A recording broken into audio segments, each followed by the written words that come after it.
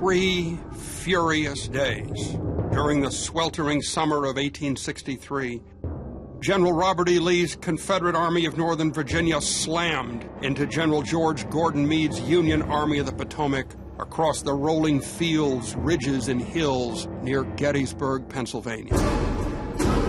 Lee first struck Meade's advance corps on the early morning of July 1st, west of Gettysburg.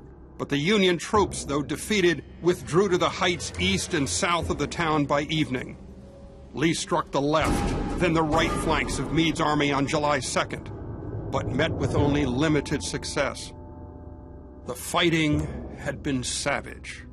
Losses had been appalling. Finally, Lee struck the Union center on the afternoon of July 3rd.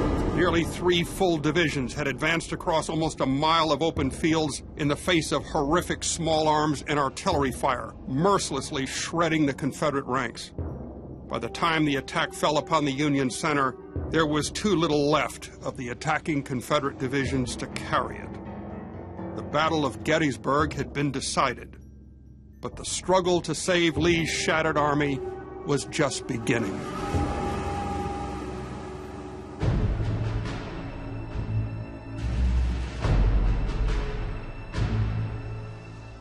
The bloodied survivors of the divisions of Generals Pickett, Pettigrew, and Trimble streamed back down the forward slopes of Cemetery Ridge, across the Emmitsburg Road, and into these fields here. Some were using their muskets as crutches. Others were being carried by their comrades. The losses had been absolutely appalling. Of the 10,500 men and officers who entered the attack, some 6,700 were casualties, killed, wounded, captured, and missing. Of Pickett's brigade commanders, all of them were down. Brigadier General Lewis Armistead was mortally wounded. Brigadier General Richard Brooke Garnett was killed and his body not recovered. Brigadier General James Lawson Kemper was dangerously wounded, a bullet having entered his groin and ranged up his spinal column.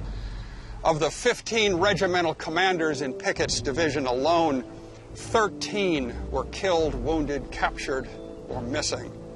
Of the lieutenant colonels, 3 were killed and 8 were wounded dangerously.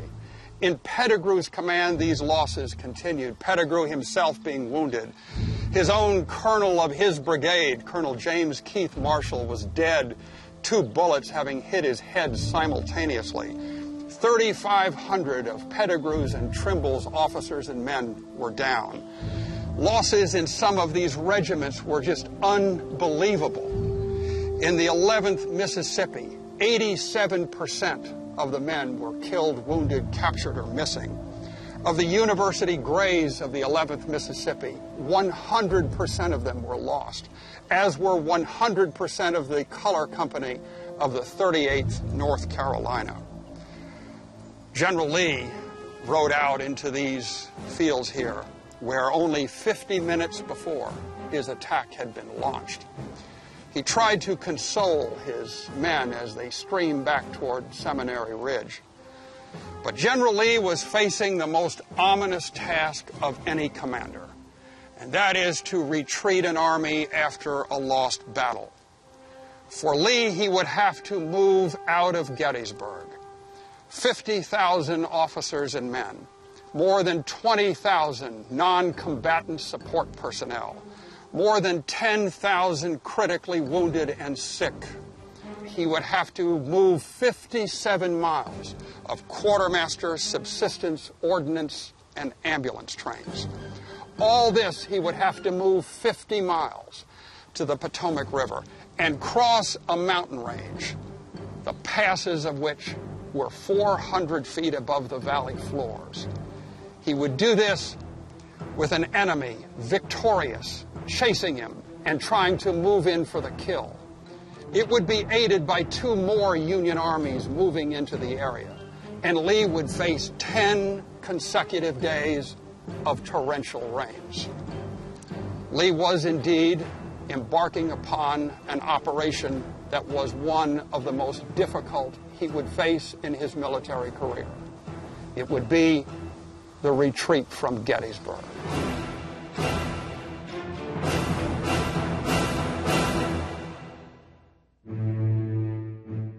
General Robert E. Lee was 56 years old. He was robust, but had been weakened by a heart attack the previous spring, and more recently, dysentery. He was exacting, but what Lee faced on the late afternoon of July 3rd was daunting. The two armies suffered combined casualties that totaled at least 51,000 in 3 days of combat. The whole battlefield, wrote one observer, was one trodden, miry waste with corpses at every step. The official count of casualties in Lee's army read 20,400 killed, wounded, missing, and captured.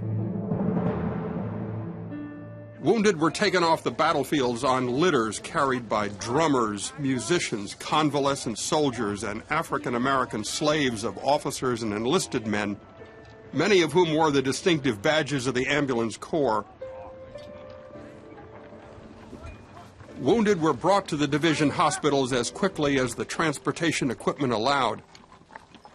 Surgeons and assistant surgeons on the battlefield and in ambulance depots provided the necessary triage, while their counterparts at the division hospitals worked feverishly to save critical cases by means of amputation or resection.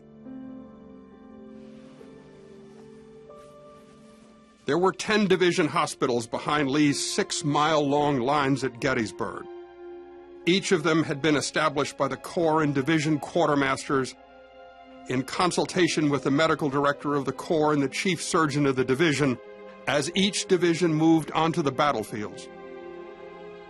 We're here at the John E. Plank Farm, about 4 miles south of Gettysburg and 3 miles behind the main Confederate lines assaulting the base of Little Round Top and Devil's Den. Back here, more than 1,500 critically wounded cases were brought. They were operated on in the lower floor of the Plank House, and after their operations, mostly amputations, they were brought out into the fields where they rested under shelter halves that were pitched in these fields north of the house. And if you can just imagine, this hospital site now was like every other of Lee's 10 division hospitals. Behind this building were all the quartermaster and subsistence trains of Hood's division. Those trains amounted to more than 3 miles of wagons and their 4-horse or 6-horse teams. So you can just picture not only all the surgery going on, all the wounded cases, all the burials of those who died under the operating knife, but hundreds of wagons and their 4- and 6-horse teams parked behind and around the house. On July 5th, this hospital was evacuated, and those critically wounded cases who could still ambulate were instructed to do so and to move out into the lines of retreat. Those wounded cases who could not walk were lifted into ambulances and taken out of here. And more than 515 of Hood's soldiers, too desperately wounded to go on, were left here to fall into the hands of the enemy. The numbers of wounded were not Lee's only concern. Gathered near the hospital sites of Heath's and Pender's divisions and McLaws's and Pickett's divisions along Marsh Creek on either side of the Fairfield Road were more than 4,000 Union prisoners of war. Lee would offer to exchange them, but General George Gordon Meade would decline due to War Department directives cutting off exchanges. Lee would have to take those prisoners back to Virginia. The task of withdrawing his army, given its enormity and the numbers and conditions of its wounded and the numbers of prisoners of war in his care, presented General Lee with one of the greatest challenges of his military career. 10 miles to his rear was the South Mountain Range that rose 700 feet above the plain where his army rested. The two roads Lee protected, the Chambersburg Pike and the Fairfield Road, wound their ways through passes that were 300 feet below the mountain summits. From there, Lee's army had to reach the Potomac River, more than 50 miles distant. After Lee determined that an immediate counterattack was unlikely and that the center of his lines was capable of resisting an attack, He rode to his headquarters tent on Seminary Ridge across the Chambersburg Pike. The sun was setting. There he rested briefly and solidified his own plans for a retreat back to Virginia. By 10 o'clock in the evening, Lee was back down Seminary Ridge at the headquarters tent of General A.P. Hill at the Emanuel Pitzer House.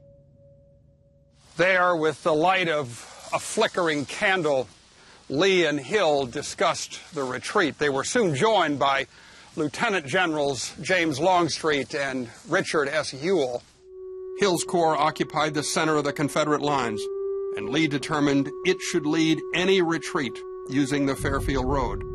Lee recognized his army was ill-situated to begin a withdrawal. Its lines extended for nearly 6 miles, following the contours of the defense lines established by General Meade's Union Army. Lee's army, unlike Meade's, was operating on exterior lines, making communication difficult. Meade, on the other hand, was operating on interior lines. The first order of business for Lee was to correct his army's positions. He first looked to Ewell's corps, the divisions of which occupied ground below Culp's and Cemetery Hills, south and east of Gettysburg, and in the town of Gettysburg below Cemetery Hill. He ordered them to withdraw to Seminary and Oak Ridges and come into line with Hill's and Longstreet's corps. To accomplish the movement, Ewell ordered his medical director, Major Hunter McGuire, to oversee the evacuation of all sick and wounded from the division hospitals behind Early's and Johnson's divisions and those depots of Rodes's division in the town of Gettysburg. Those sick and wounded capable of making the journey back to Virginia would be placed in ambulances or other wagons commandeered for such a purpose and driven out the Mummasburg Road and Chambersburg Pike to the Her Ridge Road. They would then be driven down the Her Ridge Road to the Fairfield Road, where they would continue to positions on either side of the Fairfield Road, where they would wait for instructions to begin the movement toward the Potomac River. Lee ordered Ewell's corps to evacuate those positions promptly. Rodes's division, holding a line in town and below Cemetery Hill, was to literally about face and march west to Seminary Ridge, occupying the summit of the ridge between the Chambersburg Pike and the Fairfield Road. Early's and Johnson's divisions were directed to evacuate their positions below Cemetery and Culp's Hills and march out the Mummasburg Road and the Chambersburg Pike, Johnson filling a line along Oak Ridge between the Chambersburg Pike and the Mummasburg Road, and Early occupying McPherson's Ridge in reserve on either side of the Chambersburg Pike behind Rodes's and Johnson's divisions. Lee directed Hill's corps, occupying the center of the Confederate line, to remain where it was, strengthening the line so as to resist any attack. Longstreet's corps was directed to about face and march back over the fields it had won on July 2nd and return to Seminary Ridge, refusing its far right flank in order to resist any attempts on the part of the enemy to attack the line in that direction. Lee instructed Ewell, Hill, and Longstreet to order their men to construct heavy breastworks along the defense line from Oak Ridge on the left all the way to the right flank on Seminary Ridge near the Emmitsburg Road. Within hours, a new line began to take shape. Fences were stripped of rails and barns and outbuildings were dismantled for log beams that formed the breastworks that were constructed, such as those shown in the famous picture of 3 captured Confederates sitting and standing alongside the breastworks constructed by Rodes's division along Seminary Ridge. Lee continued to plan the retreat. All along, he had carefully positioned his army to protect the approaches to 2 principal passes through the South Mountain Range, Cashtown Pass and Monterey Pass.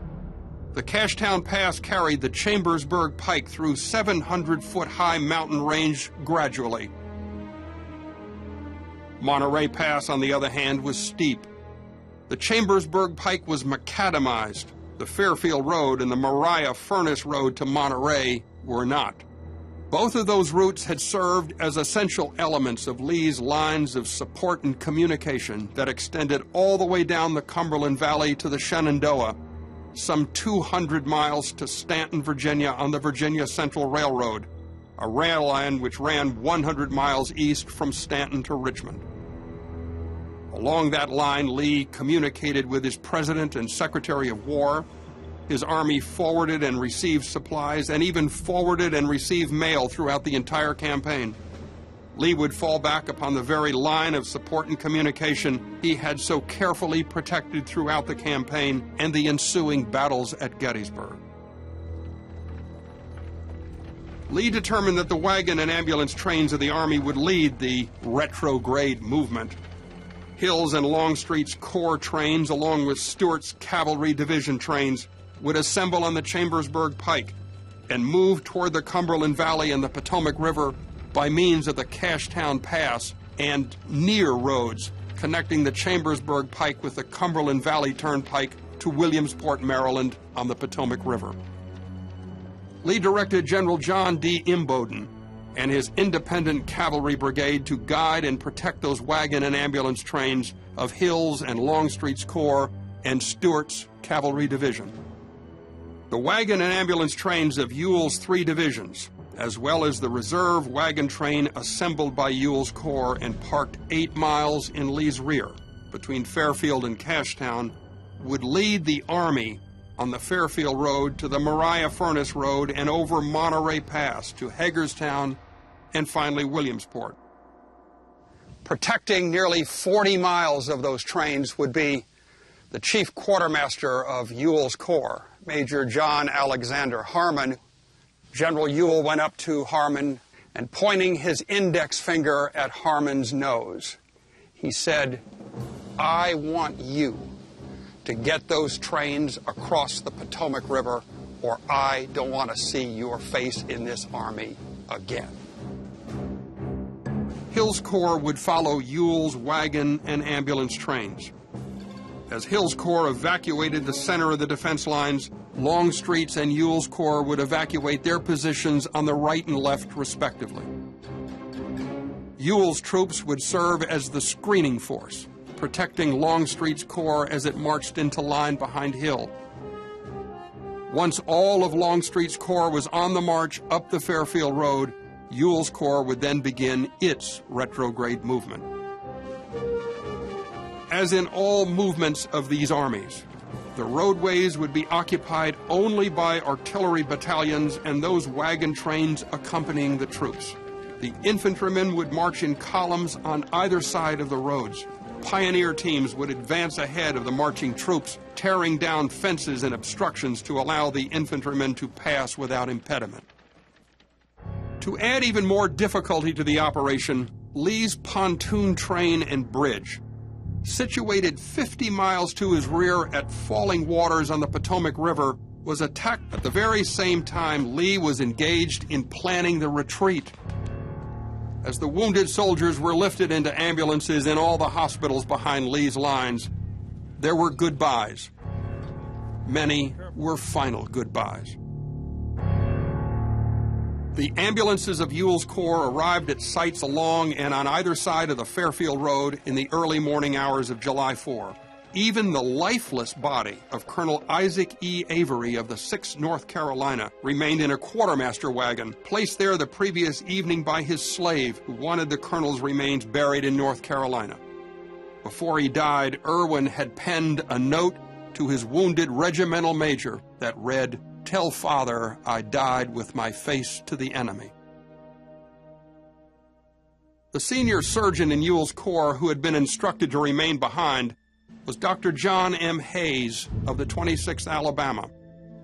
Even as the ambulances were being loaded, Dr. Hayes was occupied at the Cobean House along the Carlisle Road, along with Dr. Harvey Black of the 4th Virginia and the 2nd Corps Field Hospital, amputating the left leg of General Isaac R. Trimble, who had fallen at the climax of the Pickett, Pettigrew, and Trimble attack on July 3rd. Ambulances were being filled in Hill's Corps hospital sites also. Among the prominent officers placed in ambulances were Generals William Dorsey Pender and Alfred Moore Scales of North Carolina, who were laid side by side in one ambulance with their aides and slaves. More of the same was visible in the hospitals of Longstreet's 3 divisions. General John Bell Hood was placed in an ambulance at the Plank Farm. He was accompanied by his longtime surgeon, Dr. Darby. Darby would actually direct that the badly wounded General Wade Hampton be transferred to Hood's ambulance, as Darby had been Hampton's surgeon throughout the time that Hampton's Legion was part of Hood's old Texas Brigade. Dr. John S.D. Cullen, Longstreet's medical director, oversaw the assembling of the ambulance trains of Longstreet's 3 divisions. In all, Lee's medical officers were able to evacuate more than 9,000 critically wounded and sick officers and men. Along the Chambersburg Pike, from Cashtown all the way back to Her Ridge Road, General Imboden assembled the wagon and ambulance trains of Hill's and Longstreet's Corps and Stuart's Cavalry Division. Assigned to Imboden by General William Nelson Pendleton, Lee's chief of artillery, were elements of artillery batteries from Hill's and Longstreet's battalions, as well as the Stuart Horse Artillery brigades. When combined with the 4 guns of Captain John McClanahan's Virginia battery in Imboden's own brigade, he would have a total of 20 pieces of artillery to protect the wagon and ambulance trains under his protection. General Fitzhugh Lee's and Colonel Lawrence Baker's cavalry brigades, formerly Wade Hampton's, would follow Imboden's trains, screening their rear and right flank. At 3 o'clock in the morning of July 4, and less than 2 hours after his departure from Lee's council at General Hill's headquarters, Major Harmon got the immense reserve wagon train of quartermaster and subsistence stores underway on the Ortana Road toward Fairfield. Ahead of the reserve train rode Major Ridgely Brown's 1st Maryland Cavalry, accompanied by the 4 guns of the Courtney, Virginia artillery. Protecting the approaches to the wagon trains moving through Fairfield from the direction of Emmitsburg were the cavalry brigades of General William E. Grumble Jones and General Beverly Robertson, along with Chew's Virginia Battery, situated at the junction of the Mariah Furnace Road and the Jacks Mountain Road. Accompanied by 5,000 to 7,000 cattle and nearly the same number of sheep, the train rumbled through Fairfield all during the morning hours of July 4. As the roads were generally dry, the wagon train made good speed. The daylight brought intermittent showers. By early afternoon, the showers became steady. Anticipating that the immense reserve train would clear Fairfield by mid-afternoon, surgeons, assistant surgeons, nurses, and stewards in all of the temporary hospitals established by Ewell's 3 divisions on either side of the Fairfield Road began lifting those critically wounded soldiers who had been taken out of the ambulances for emergency treatment back into the vehicles. Some had died, and they were buried in the fields alongside the temporary hospital sites. Some were too critical to move any farther and were left to fall into the hands of the enemy.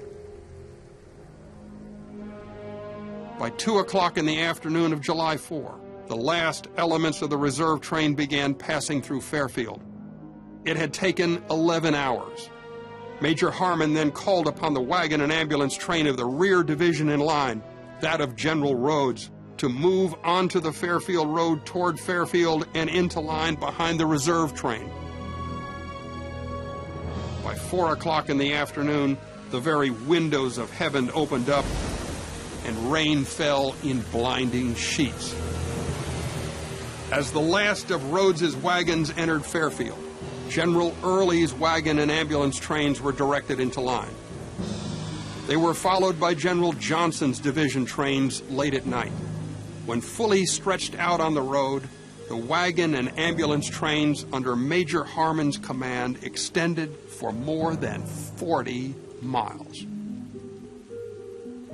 As Major Harmon began the movement of the division trains of Ewell's Corps on the Fairfield Road, General Imboden set in motion the wagon and ambulance trains of Generals Hill's and Longstreet's Corps and General J.E.B. Stuart's Cavalry Division on the Chambersburg Pike. Imboden directed his immense wagon and ambulance trains up the Chambersburg Pike, through the Cashtown Pass, and onto the Walnut Bottom and Pine Stump roads. Rain poured down in sheets. Wind blew the canvas covers of the wagons and ambulances off their moorings, exposing everyone in them. The roads selected for Imboden's wagon and ambulance trains were among the worst in the region. They were hilly, rocky, and it was said by a local resident, muddy and swampy during heavy rains. General Imboden left a remarkable description of the wagon and ambulance trains he directed. My orders, he recalled, had been peremptory, that there should be no halt for any cause whatsoever. If an accident should happen to any vehicle, it was immediately to be put out of the road and abandoned. The column moved rapidly, considering the rough roads and darkness, and from almost every wagon for many miles issued heart-rending wails of agony. When finally stretched out on the road, Imboden's columns of wagons and ambulances extended for more than 17 miles. As the journey continued in the mud, the column would eventually stretch out until it reached over 30 miles in length. When Major Harmon's and General Imboden's wagon and ambulance trains were fully on the roads, they together extended for more than 57 miles. General George Gordon Meade, the commander of the Army of the Potomac, was not idle. With only scant information from his signal stations atop the Adams County Courthouse and Little Round Top, Meade was able to learn of the immense wagon trains gathering along the Chambersburg Pike and Fairfield Road.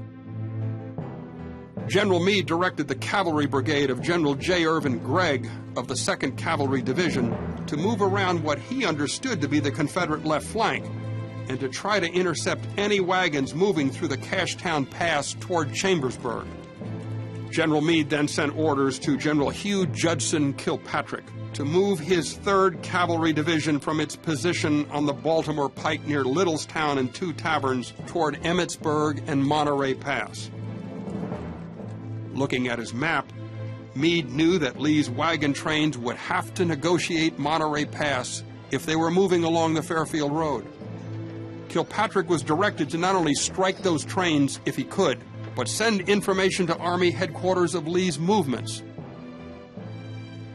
To General John Buford, whose 1st Cavalry Division was then at Westminster feeding and reshoeing its horses and feeding the men, orders came from General Meade's headquarters directing him to move out at once toward Frederick, Maryland.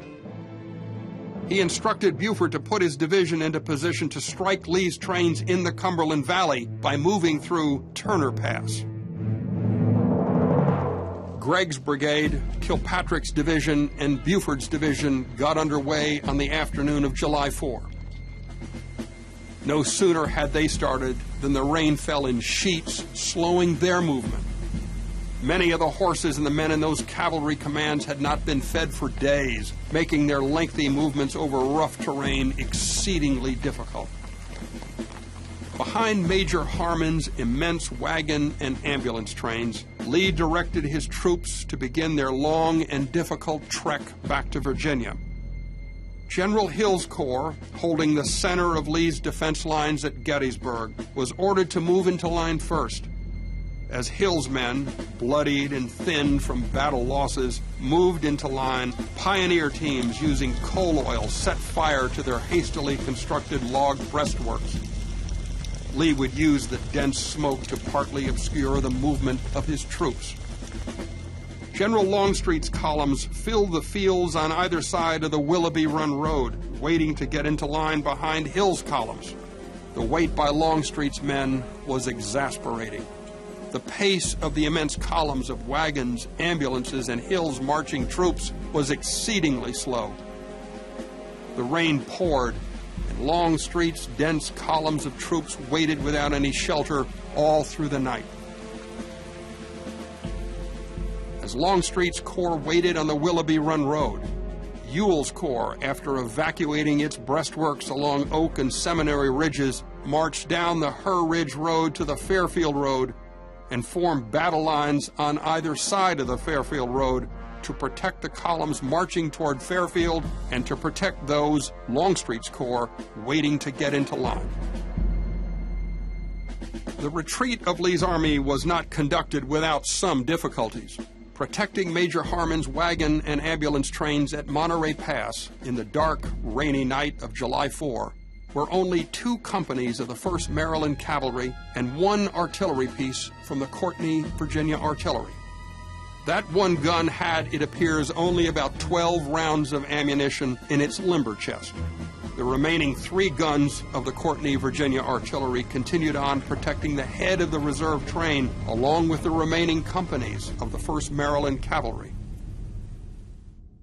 Protecting the enormous trains from being attacked from the east at Monterey Pass was Company B of the 1st Maryland Cavalry, commanded by Captain George Malcolm Emack, a native of Beltsville, Maryland.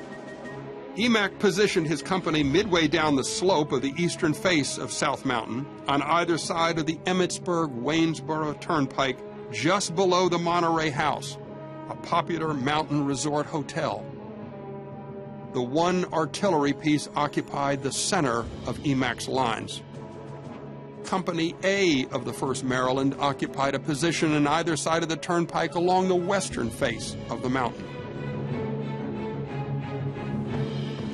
Then galloping up the Emmitsburg-Waynesboro Turnpike toward Monterey Pass was the division of Union cavalry commanded by General Hugh Judson Kilpatrick, 4,200 strong, with 3 batteries of regular United States horse artillery. In the lead of Kilpatrick's column was the brigade of 5 Michigan cavalry regiments commanded by none other than newly commissioned Brigadier General George Armstrong Custer. The rain continued to fall in blinding sheets. Lightning bolts exploded in the darkness. Kilpatrick's columns, exhausted due to almost ceaseless duty, cautiously rode up the turnpike. Then, just past Fountaindale, the 1st Michigan troopers came across a little girl who was no more than 12 years old by the name of Hetty Zeilinger, whose family lived on the summit of Monterey Pass near the Monterey House Hotel. The troopers asked Hetty if she knew what was ahead. Pointing to the summit of Monterey Pass, she told them there were Confederate cavalry and an artillery piece protecting a huge wagon train. They asked her if she would lead them up the steep road. She agreed. The column of 4,200 cavalrymen with 3 batteries of artillery were led through the darkness by the directions of a 12-year-old girl. As Kilpatrick's troopers reached a point about 1/4 of a mile ahead and 50 feet below the position of Captain Emack's dismounted cavalrymen and their 1 artillery piece, the Virginia cannoneers pulled the lanyard on their 1 gun. And its deafening report echoed through the darkness while its canister whirred through the air. Some Union cavalrymen, half asleep, were so startled they fell out of their saddles. Soon, though, the Michigan Cavalry Brigade, accompanied by the 18th Pennsylvania Cavalry, dismounted and advanced against Emack's position.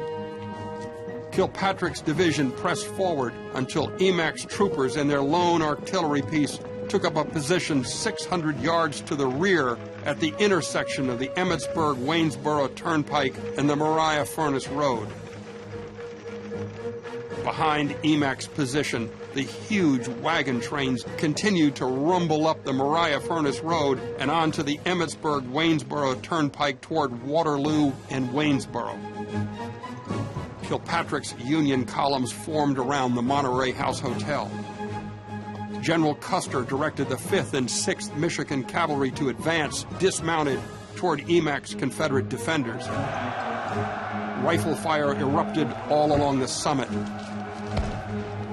Just then, Grumble Jones appeared on horseback behind Emack, demanding that the wagon trains be started again. Jones promised Emack he would bring up what reinforcements he could. In all, they would amount to only a few hundred troopers of the 6th Virginia Cavalry and the 4th North Carolina Cavalry. The Michigan regiments fought their way closer to Emack.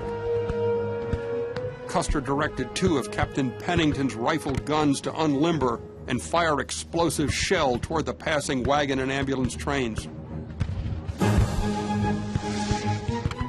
He then directed the 1st West Virginia Cavalry and Company A of the 1st Ohio Cavalry to draw their sabers and attack Captain Emack's thin lines on horseback.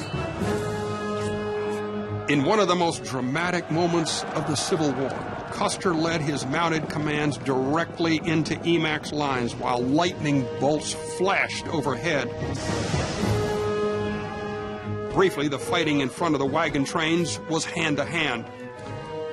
Captain Emack fell with multiple saber blows to his head, shoulders, and arms, and his horse was killed.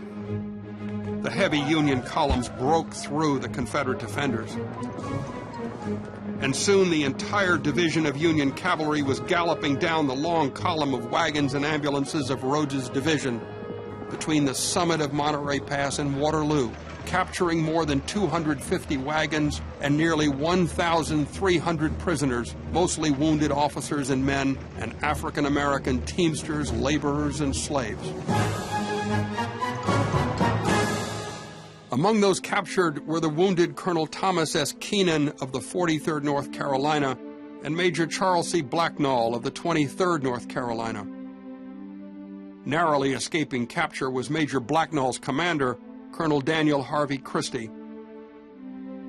All of the African-American slaves and cooks of the 3rd Company of the Richmond Howitzers were taken by Kilpatrick's troopers. Also seized was the payroll of General Junius Daniels' brigade quartermaster. Kilpatrick, though, was in a difficult position. His entire division was now west of the South Mountain Range. He suspected that elements of Lee's army were hurrying to Monterey Pass. Indeed, they were. Lee's infantry columns were on the march toward Fairfield and the South Mountain Range. Once in the Cumberland Valley, General Imboden's immense wagon and ambulance trains continued their slow journey toward Williamsport through the driving rain and deep mud. Passing through New Franklin, Marion, and Greencastle, Pennsylvania, they headed due south on the Cumberland Valley Turnpike.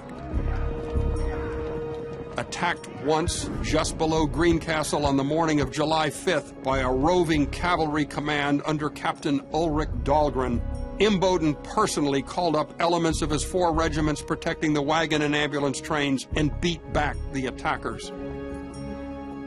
By late afternoon, July 5th, as the leading elements of Imboden's trains were just then entering Williamsport, the long column, extending then nearly 31 miles, was struck again.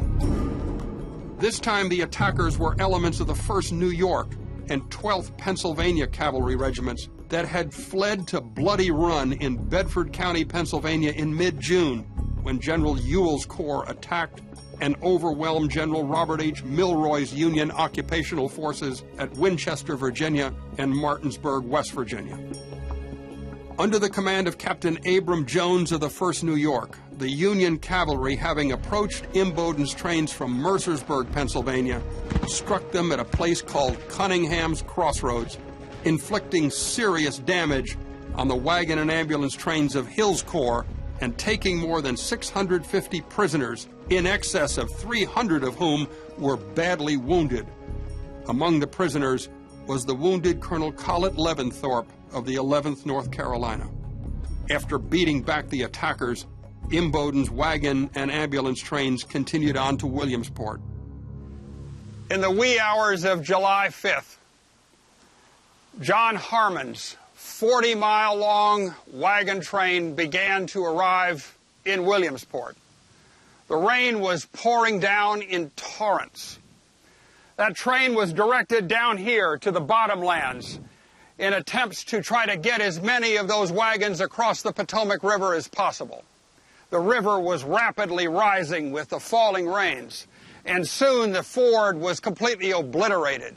And all that was left to transport those wagons across the Potomac River was a ferry that ran on a cable from the Maryland side to the West Virginia side, operated by a man named Robert Lemon, whose house, Maidstone on the Potomac, is still standing on the West Virginia side. Those wagons continued to pour in here over the next 46 hours. On the afternoon of July 5th, the leading elements of John Imboden's 17-mile-long train of wagons began to move into Williamsport, too. Those trains were also directed down here, and soon, by the end of that day, there were nearly 5,000 wagons in these bottomlands with all their 4- and 6-horse and mule teams, accompanied by all the cattle, all the sheep, all the hogs, and other subsistence carried along by this army. One veteran of Pickett's division looking at this wrote in his diary that looking at this spectacle that he thought was so incredible, it reminded him more of the Mormon Exodus than it did of a military operation. With no bridge at Falling Waters, Lee's wagon trains carrying the stores his army had seized in Pennsylvania were trapped.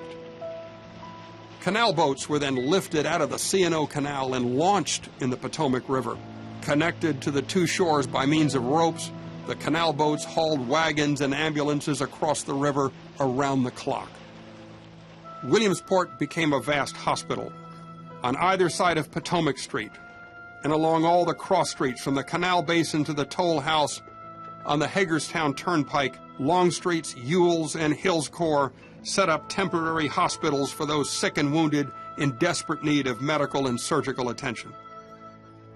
To protect the immense wagon and ambulance trains gathering in the town, Imboden collected all the armed forces at his disposal and developed a defense line along a ridge about 1 mile east and north of town, protecting the approaches from those two directions.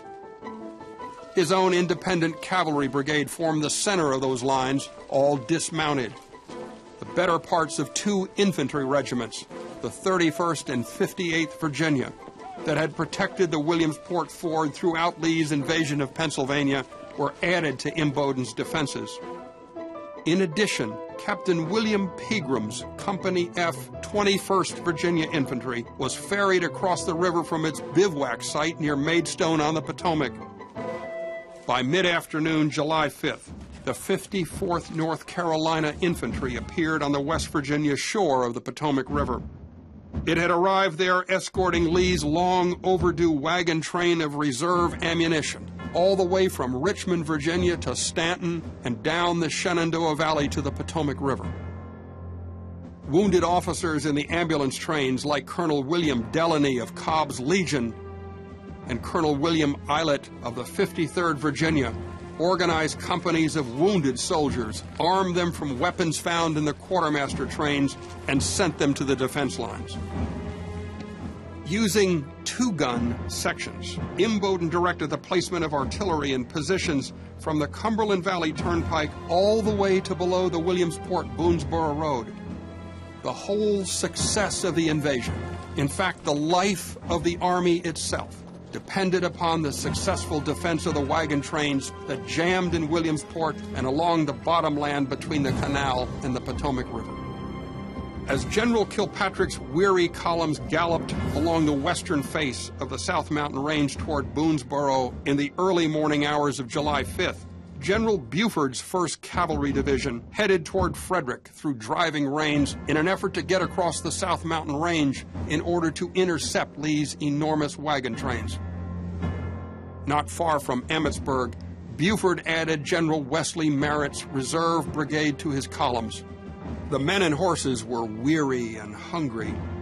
So desperate were their needs that Merritt's troopers lost over 200 horses due to lack of forage and shoes during the journey between Emmetsburg and Frederick. Once in Frederick, Buford was informed by a civilian observer of the tremendous wagon trains with its herds of livestock that had been moving through Hagerstown and heading toward Williamsport all through the night of July 5th. Knowing the Potomac River was swollen and Lee's pontoon bridge had been destroyed, Buford determined to strike the wagon trains in Williamsport the next morning. He was confident of success, as informants told him the trains were protected only by a small contingent of cavalry and some inferior artillery. Buford's troopers awoke early in the morning of July 6th to the sound of boots and saddles. They mounted their horses and headed up the National Road, present-day US 40A, toward Middletown and Turner Pass. Late in the morning, Buford's long columns met elements of Kilpatrick's division, just west of Boonesboro. There, Kilpatrick told Buford of the vast wagon trains he had broken at Monterey Pass. Buford informed Kilpatrick of the intelligence he had received at Frederick the night before. Those wagon trains were still rumbling through Hagerstown, Kilpatrick reported, and his division was in a position to strike them in Hagerstown. Kilpatrick and Buford decided on a two-pronged attack. Kilpatrick would proceed up the National Road through Funkstown and strike the wagon train still moving through the streets of Hagerstown. Buford would move west up the Williamsport-Boonesboro Road and strike the wagon trains that were backed up in Williamsport waiting to cross the Potomac River. Kilpatrick's movements were not unnoticed by the Confederates protecting the immense wagon trains moving through Hagerstown. Elements of Colonel John R. Chambliss's Gray Cavalry Brigade had reached the town. Colonel James Lucius Davis of the 10th Virginia Cavalry was alerted. A screen of vedettes from Colonel R.L.T. Beale's 9th Virginia Cavalry, posted just north of Funkstown, observed Kilpatrick's approach. Colonel Davis received word of the massive Union columns heading toward Hagerstown. He ordered his troopers to hurriedly construct a barricade along South Potomac Street, just south of St. John's Lutheran Church. Skirmish fire broke out in the early afternoon between the Confederate vedettes and General Kilpatrick's skirmishers. The heavy blue columns passed Hager's Mill just southeast of Hagerstown. Gunfire intensified. In the open field south of Hagerstown, Kilpatrick massed his troopers. Riding up to Kilpatrick was Captain Ulrich Dahlgren, who had found his way around Lee's trains. Dahlgren asked Kilpatrick if he could lead an attack up Potomac Street. Kilpatrick heartily agreed. Calling up squadrons of the 18th Pennsylvania Cavalry, the 1st West Virginia Cavalry, and the 1st Vermont Cavalry, all from Colonel Nathaniel Richmond's brigade, Dahlgren advanced them up South Potomac Street toward the Confederate defenders. Then, yelling for his men to charge, Dahlgren led the blue squadrons directly toward Colonel Davis's barricade at a gallop. From behind the barricade and from building windows, heavy small arms fire dismounted some of Dahlgren's troopers. Soon the whole southern suburbs of the town exploded in rifle fire. Dahlgren led his galloping columns into and over the barricade, overwhelming the advance lines of the 9th and 10th Virginia Cavalry regiments at the barricade. Dahlgren led his columns to the center square of Hagerstown. There, the Virginians rallied. Elements of General Beverly Robertson's brigade of North Carolinians, just entering the town on North Potomac Street, hurried to the aid of the Virginians. The battle in the streets of Hagerstown was severe. The cutting and slashing, wrote one Pennsylvania trooper, was beyond description. Slowly, the Confederates were forced back from the town square. On Church Street, among the tombstones of and around Zion Reformed Church, the Confederate resistance stiffened. Meanwhile, in the eastern suburbs of the town, Colonel Milton J. Ferguson's brigade with Chew's Virginia Battery arrived. Chew's guns unlimbered and began shelling the Union attackers in Hagerstown. To meet the threat, Kilpatrick ordered the 5th New York Cavalry, along with a squadron of the 1st Vermont and Elder's United States Battery, to hold off the Confederate advance east of town. The battle for the possession of Hagerstown intensified. It was after 4 o'clock in the afternoon. Moving down the turnpike and into North Potomac Street was General Alfred M. Iverson's little brigade of North Carolina infantry. Their presence would turn the tide. Iverson's men filtered into the thin Confederate defenses along Church Street. They unleashed several infantry volleys and then, in battle formation, advanced south, forcing the Union troopers, some mounted, some dismounted, to give ground. In the fighting, Captain Dahlgren fell badly wounded. He was taken back to an ambulance south of town. as the gunfire grew in intensity in Hagerstown. Buford's 3 brigades galloped up the Williamsport-Boonesboro Road closer to Williamsport. Buford pushed forward, still believing that Williamsport was virtually undefended and that the vast wagon trains congregating there were his for the taking. When Buford reached the Downsville-Hagerstown Road, he called for his 2 advance brigades to dismount. Merritt's brigade would attack Williamsport on the north side of the Williamsport-Boonesboro Road, while Colonel William Gamble's brigade would attack south of the road. Colonel Thomas Devon's brigade, mounted, was held in reserve. Skirmishers were ordered to head on foot as the cavalrymen, all dismounted, approached the Confederate defenses in columns as though they were infantry. Each brigade was supported by a battery of rifled guns that unlimbered and fired into the Confederate defenses. Merritt's attack north of the road was making progress. General Imboden believed his hard-pressed Confederates could not hold out much longer. South of the road, Captain William Pegram advanced his little company along the Downsville Road and into the fields of Otho Williams' farm just north and west of the impressive Williams house known as Rose Hill. Advancing against Pegram were elements of the 8th Illinois Cavalry, led by Major William Medill. Buck Miller brought forward his 2 guns of the 3rd Company of the Washington Artillery of New Orleans and shelled Gamble's columns. The fighting south of the Williamsport-Boonesboro Road became ferocious.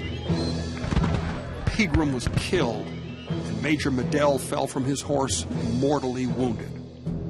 Imboden ordered all of his troops north of the Williamsport-Boonesboro Road to advance. One 2-gun section of the Washington Artillery of New Orleans, Captain Charles Squire's guns, was advanced out the Williamsport-Hagerstown Turnpike and began shelling Merritt's right flank. Just then, Imboden observed heavy columns of mounted troops advancing toward his left flank.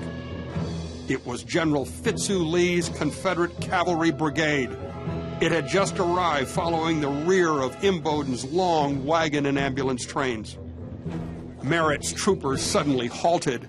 General Merritt called upon his regimental commanders to withdraw their commands. Lee's brigade, sabers drawn, descended upon Merritt's right flank. Some of Lee's troopers galloped toward Hagerstown, where they collided with elements of Custer's Michigan Brigade, just then moving to the aid of Merritt from Kilpatrick's position south of Hagerstown. As Merritt withdrew, so did Gamble. In minutes, what had appeared to be a Union breakthrough was now a Union rout. As Buford's division withdrew east toward Jones's Crossroads, Kilpatrick's division was being pushed out of Hagerstown and was falling back toward Jones's Crossroads from the north.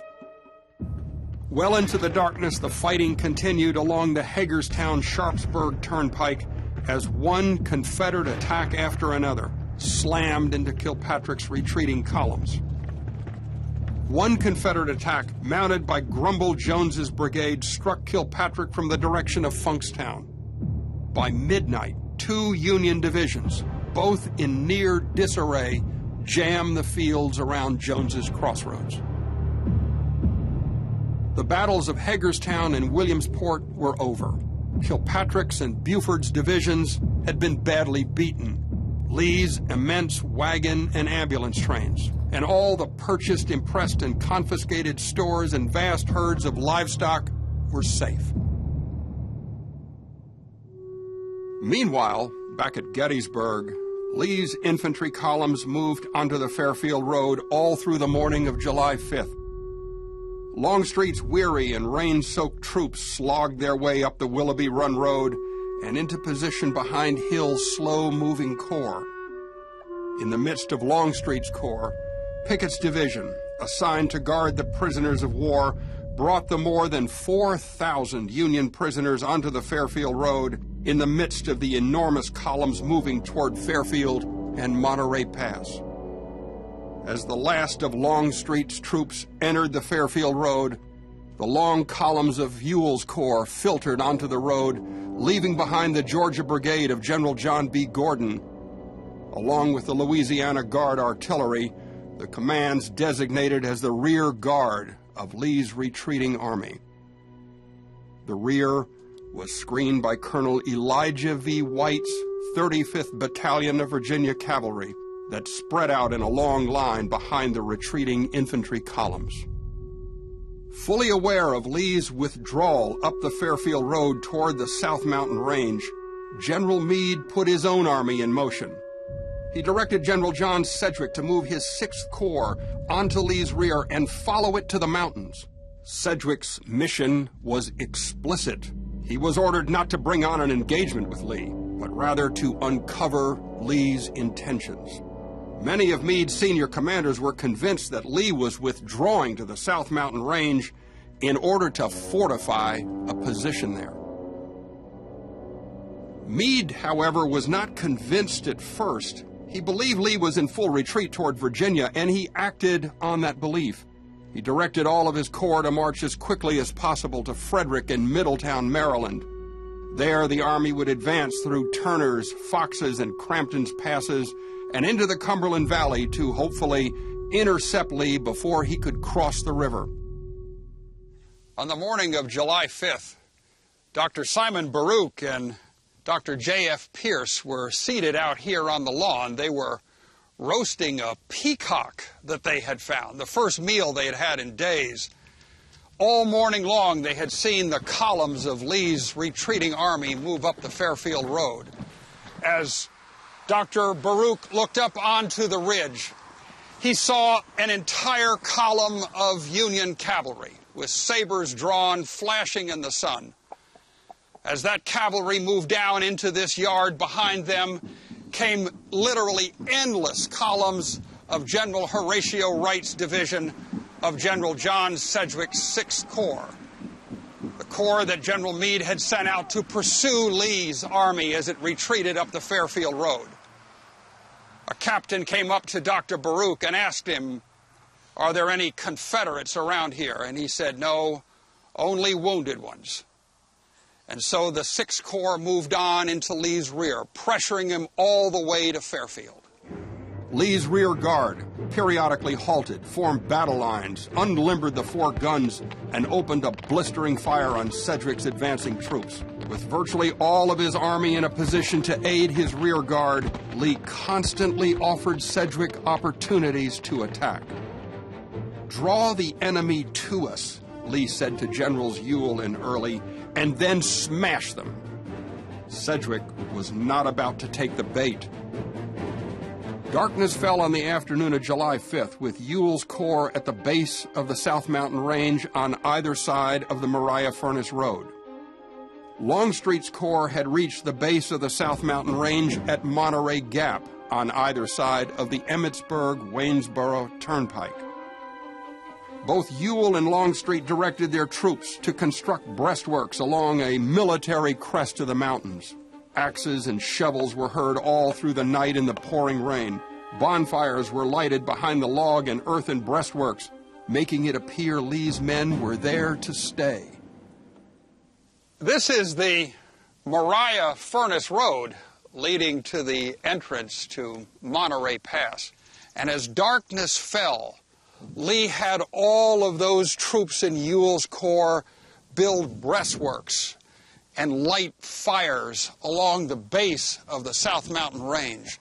And as General John Sedgwick's 6th Corps came to this site, after fighting a series of spirited engagements with General John Gordon's rear guard of Lee's army, he reached this site and saw all the fires, and his advance cavalry noted that there were breastworks being built.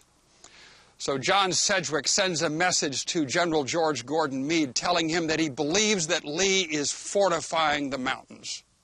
When that message reaches General Meade cancels all the orders he had issued for the army to move toward Frederick and Middletown, and he would wait here for fear of moving his base of supply at Westminster too precipitately. So for 30 hours, The Army of the Potomac waits until they determine whether or not Lee is actually fortifying the mountains here or whether he is actually going to retreat across these mountains to the Cumberland Valley. It wasn't until July 6, late in the afternoon, that John McIntosh's cavalry brigade moved into that pass and discovered that those breastworks had been abandoned. Messages were quickly relayed to General Sedgwick and Warren. They, in turn, sent gallopers to General Meade. Lee continued to move his immense wagon trains. All through the night of July 5th and the morning of July 6th, Lee's wagon and ambulance trains rumbled toward Williamsport. Orders were issued on the early morning of July 6th for the Army to begin its movement across the mountains and into the Cumberland Valley. Longstreet's corps moved first, followed by Hill's and then Ewell's. On receiving Sedgwick's and Warren's message, Meade reissued the orders he had canceled 30 hours before. He directed all 7 of his corps to march to Frederick and Middletown. It was now a race to the Potomac River. Meade immediately ordered his base of supply changed from Westminster on the Western Maryland Railroad to Frederick on the B&O. With rain pouring down and the roads deep in mud, Meade's hungry army, its horses and mules starved for forage and in desperate need of shoes, slogged its way to Middletown.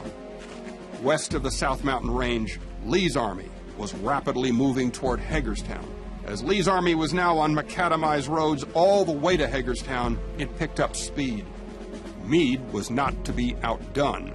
In an incredible 2 days, Meade's army reached Middletown and began its movement across the South Mountain Range through Turner's, Fox's, and Crampton's passes, the same passes made famous in the battles of South Mountain on September 14, 1862. So desperate for fodder were Meade's horses and mules that many could not make the ascent up the National Road from Middletown to Turner's and Fox's passes. They could not pull the field artillery. At Crampton's Pass, the 12th Corps was slowed by weakened animals. So bad was Meade's situation that between Gettysburg and Middletown, his army lost 15,000 horses and mules to breakdown and death.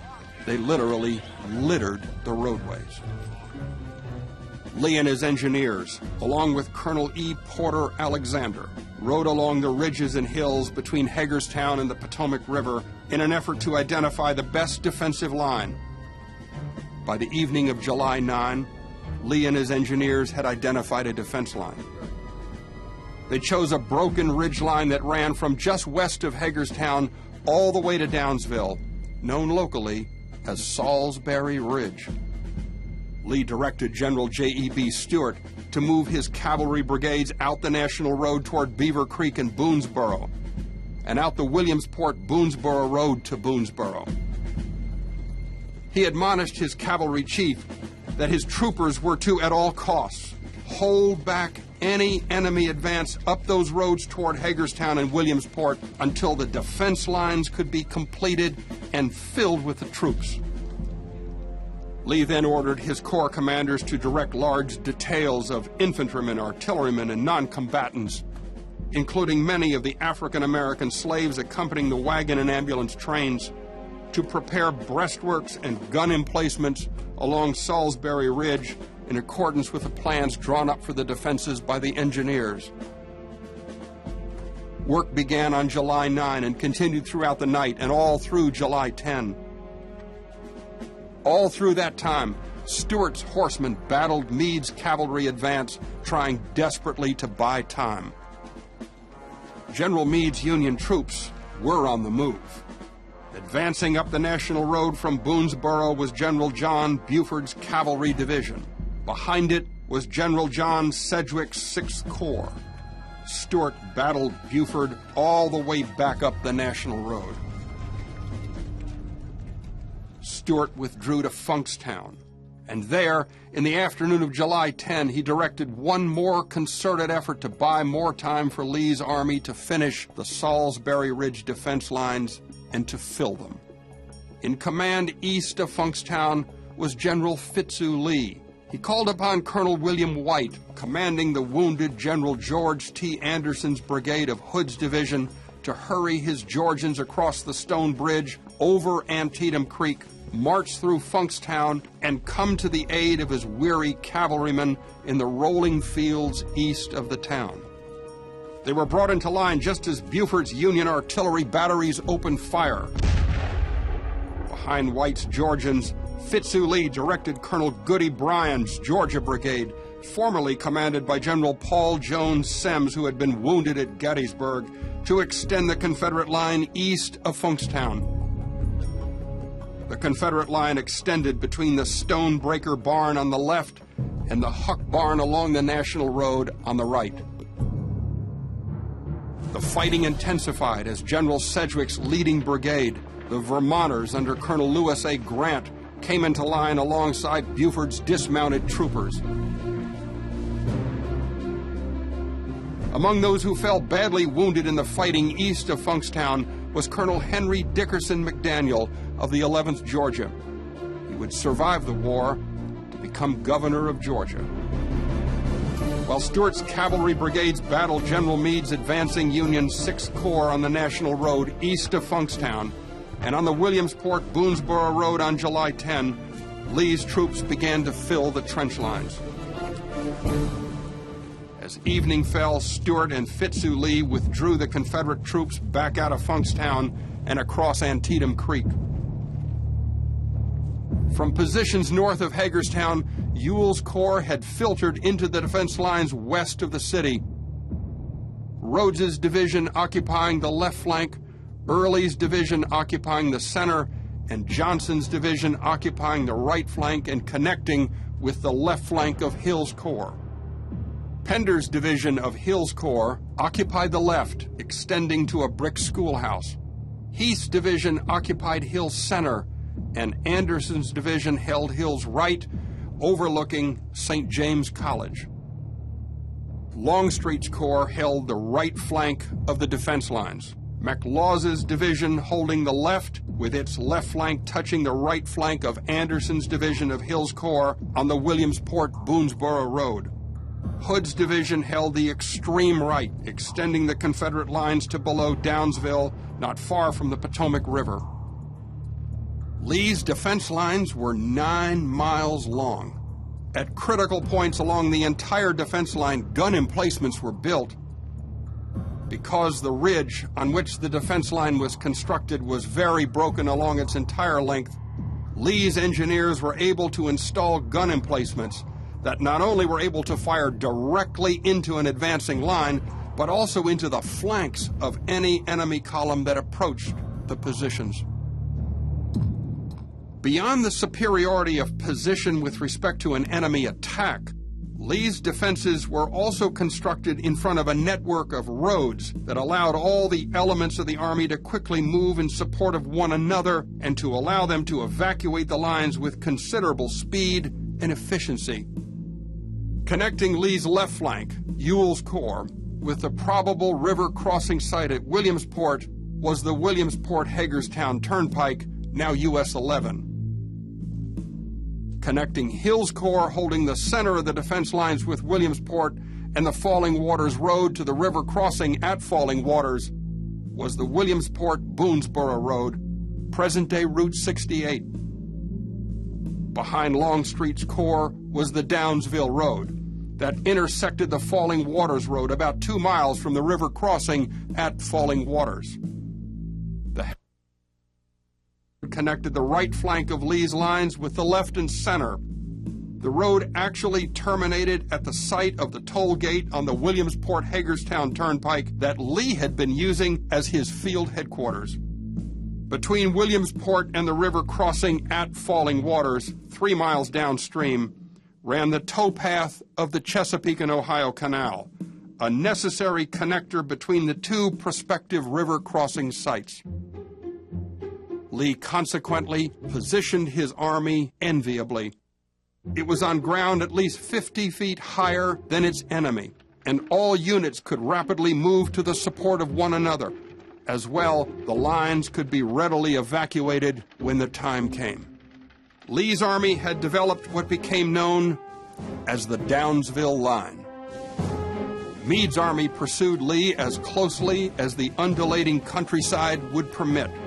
Up the National Road marched the 6th Corps, followed by the 11th Corps and the 1st Corps, pouring into Funkstown and even entering Hagerstown.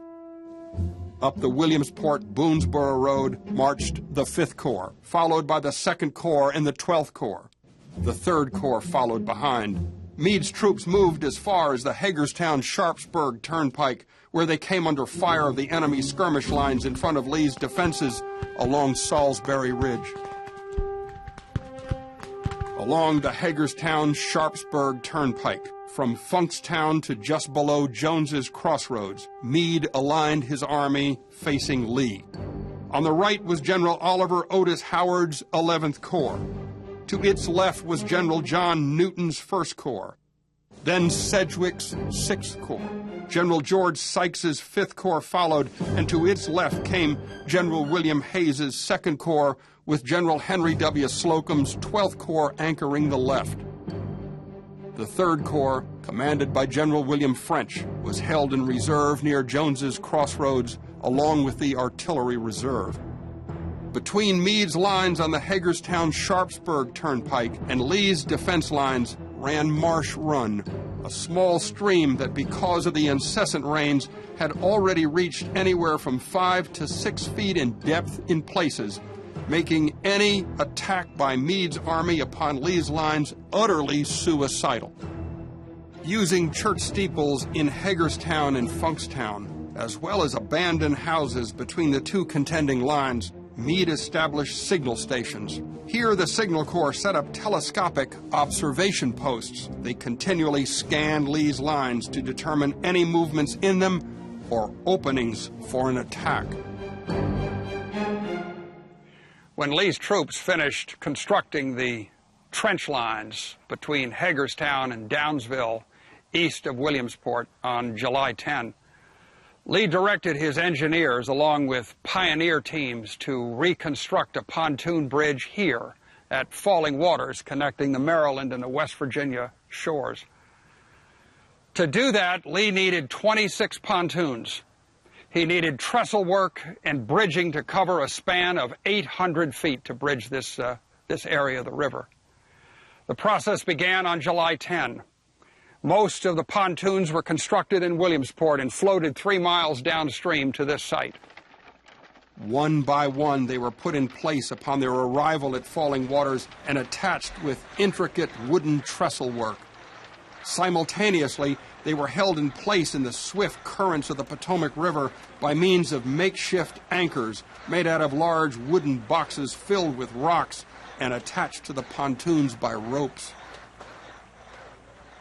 In an incredible 68 hours, these engineers constructed 26 pontoons, 800 feet of bridge work and trestle work, and laid it across here, and by July 12, a pontoon bridge was here at Falling Waters. No sooner had that bridge been constructed than all of Lee's ambulance trains, quartermaster trains, subsistence trains moved off of the C&O Canal onto this bridge and reached the West Virginia shore. On the night of July 12, Lee learned that the Potomac River had fallen. Where it had been nearly 13 feet in depth 2 days before, it was now just about 5 feet deep at the ford at Williamsport. Lee now saw the opportunity to quickly evacuate the defense lines. He would use both the bridge and the ford. He issued explicit orders to all of his corps commanders. Lee's orders for the evacuation of the defense lines in front of Williamsport were relatively simple. In the empty gun emplacements up and down the 9-mile-long defense line, Lee's men placed logs cut and painted to resemble artillery barrels.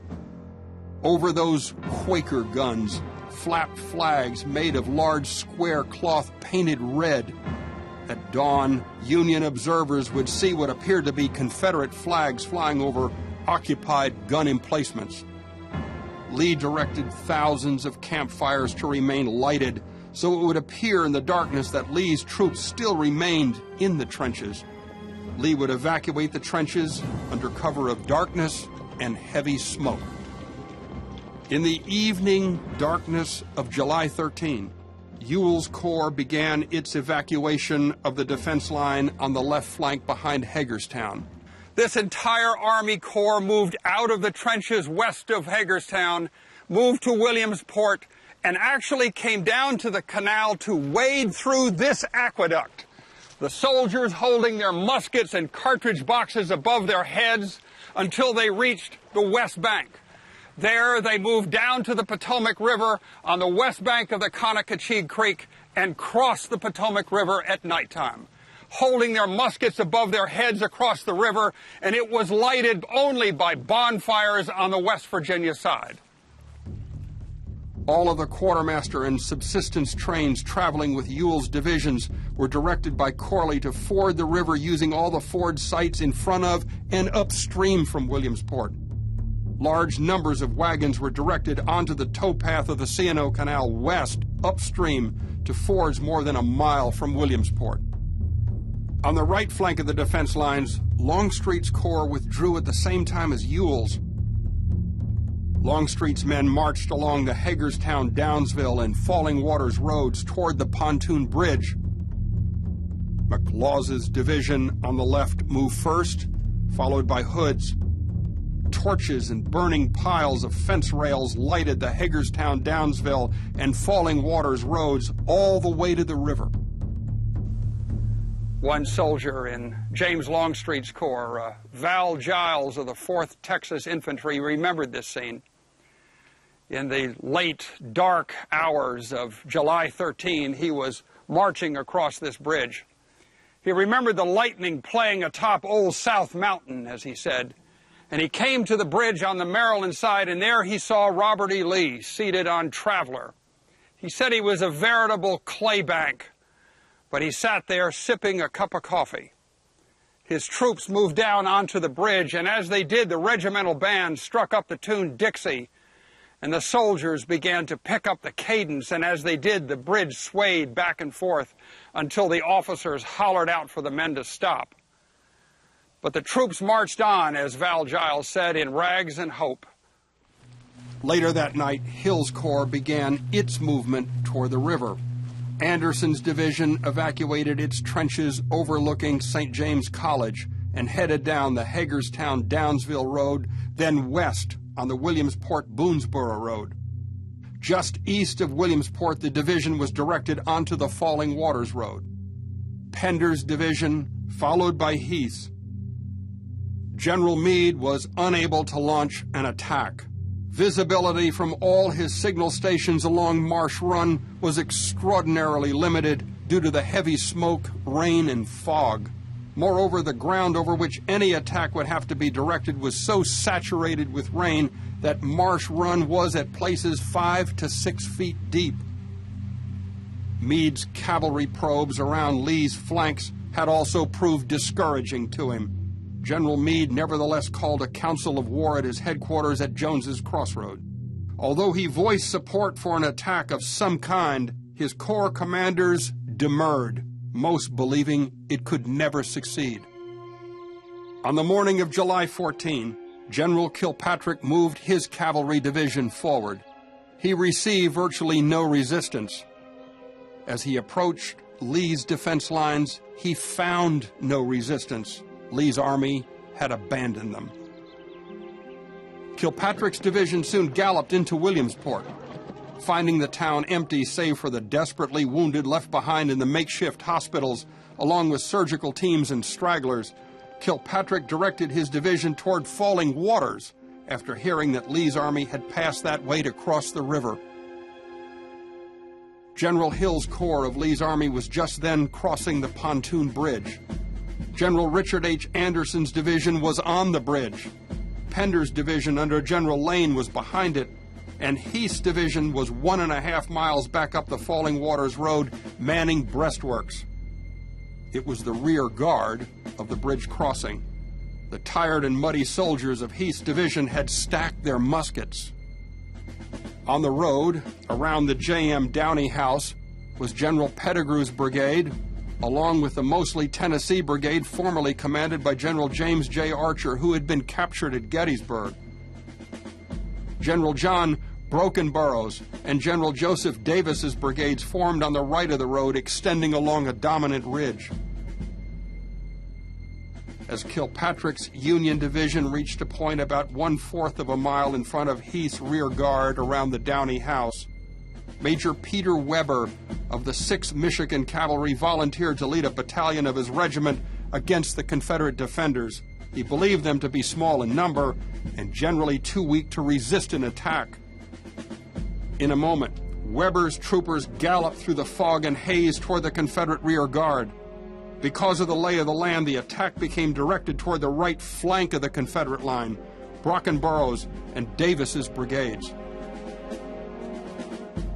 The Union horsemen struck the Confederate lines before the defenders were able to fully organize battle lines. There was an initial breakthrough across the road from the Downey House. General Pettigrew, whose brigade was hardly touched by the attack, fell mortally wounded near the Downey barn, the result of a well-aimed pistol shot from a dismounted Michigan trooper. On the Confederate right, where the full force of the attack was felt, the resistance quickly stiffened. Once the Michiganders broke through Heath's division, they ran into Pender's full division drawn up in battle formation. The fighting was over in minutes. Weber was killed and his troopers beaten back with considerable loss. Finally, Pender's division, followed by Heath's, marched across the pontoon bridge at Falling Waters. The last regiment to cross the bridge was the 26th North Carolina, the very regiment that played such a remarkable role in the opening of the Battle of Gettysburg on July 1. The pontoon bridge was dismantled and its pontoons and bridge work placed upon wagons. Lee's army would use them again. Lee's army marched to Bunker Hill, West Virginia, between Winchester, Virginia, and Martinsburg, West Virginia. There, the army went into bivouac along one of the few streams that had not been polluted by the occupation of Winchester. There also, General Pettigrew died on July 17. From Martinsburg, the sick and wounded who could continue the journey were sent to Winchester in ambulance trains. Those who could walk were ordered to do so. Winchester was the receiving hospital for the Shenandoah Valley. The sick were mostly directed to the makeshift hospital set up at Jordan, White Sulphur Springs, east of town. Dr. Harvey Black of the 4th Virginia was ordered to oversee that facility. The wounded were sent to the town of Winchester. There, Major John Bridgeford of the 1st Virginia Irish Battalion commanded the town. More than 9,000 sick and wounded poured into the town of Winchester and Jordan, White Sulphur Springs. At Winchester, Colonel Daniel Harvey Christie of the 23rd North Carolina, who had been badly wounded on July 1, died after his harrowing journey from Gettysburg. Using ambulance trains made up of Army ambulances, civilian wagons, and even stage coaches, the sick and wounded were sent south, up the Valley Turnpike. The ambulance trains left the Taylor Hotel and Courthouse on regular scheduled runs. 50 miles south of Winchester, the ambulance train stopped at Mount Jackson, a wayside hospital directed during Lee's retreat from Gettysburg by Dr. Robert Baldwin of Winchester. In all, more than 600 were left behind at Mount Jackson under the care of Dr. Baldwin and his assistant surgeons, stewards, and nurses. On up the Valley Turnpike, the ambulance trains rumbled. Those able to walk hobbled alongside the trains. They passed through Harrisonburg, where the brave artillery commander, Major Joseph Latimer, was left behind and died. Finally, the ambulance trains entered Stanton, the site of the General Hospital of the Shenandoah Valley. Ambulance trains would arrive at Stanton around the clock for the next 2 to 3 weeks. There, the wounded were received at the American Hotel, the receiving hospital located at the foot of New and Augusta Streets, a structure that still stands. The sick and wounded were then assigned to wards in the buildings of the Virginia School for the Deaf, Dumb, and Blind, the principal structures of which also still stand. In all, just under 9,000 sick and wounded Confederates were received at Stanton in July 1863. General William Dorsey Pender arrived at Stanton in the ambulance with General Alfred M. Scales. Although Pender's wound was considered less life-threatening than Scales's, Pender died at Stanton on July 19. Scales was sent on to Richmond, where he survived. The wounded Colonel William Dabney Stewart of the 56th Virginia, a native of Stanton, died in his own home. He had been badly wounded in the Pickett-Pettigrew-Trimble attack on July 3rd. As the conditions of the sick and wounded permitted, they were put on the trains of the Virginia Central Railroad and transported 100 miles east to the great general hospitals in Richmond. Like the Confederate sick and wounded, the 4,000 Union prisoners of war, guarded from the Potomac River by General Imboden's cavalry brigade, were marched up the Valley Turnpike to Stanton and then put on trains of the Virginia Central Railroad to the prisons in Richmond. Lee used the Valley Turnpike for one other aspect of his operation. All of the livestock seized by the Army while in Pennsylvania and not actually herded along by the troops for their immediate needs were driven up the Shenandoah Valley to Mount Jackson, along with the giant reserve, quartermaster, and subsistence trains of the Army. In all, nearly 26,000 head of cattle and 26,000 head of sheep were taken to Mount Jackson. After Lee's army left Bunker Hill, it crossed the Blue Ridge Mountains near Front Royal and marched to Orange Courthouse. General Meade's Union Army crossed the Potomac River at Berlin, Maryland, and Sandy Hook, Maryland, near Harper's Ferry.